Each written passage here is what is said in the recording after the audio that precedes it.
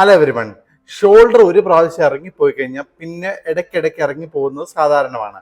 അങ്ങനെയുള്ള കേസുകളിൽ ചെയ്യാൻ പറ്റിയ സർജറിയാണ് ഈ കാണിച്ചിരിക്കുന്നത്. ലെറ്റാർജറ്റ് പ്രൊസീജിയർ എന്ന് പറയും. ഈ കേസിൽ കൊറക്കോയിഡ് എന്ന് പറഞ്ഞ ഒരു എല്ല് കട്ട് ചെയ്തെടുക്കും. അതിൻ്റെ അറ്റത്തേക്കുള്ള ലിഗമെൻറ്റോട് കൂടിയാണ് എടുക്കുന്നത്.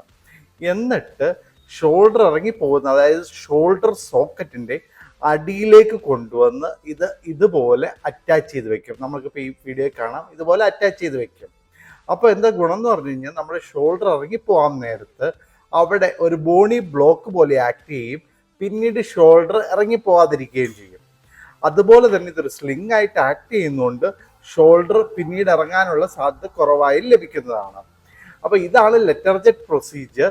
ഇത് കീ ഹോൾ വഴി ചെയ്യാം, അല്ലെങ്കിൽ ഓപ്പൺ ആയിട്ടും ചെയ്യാവുന്നതാണ്.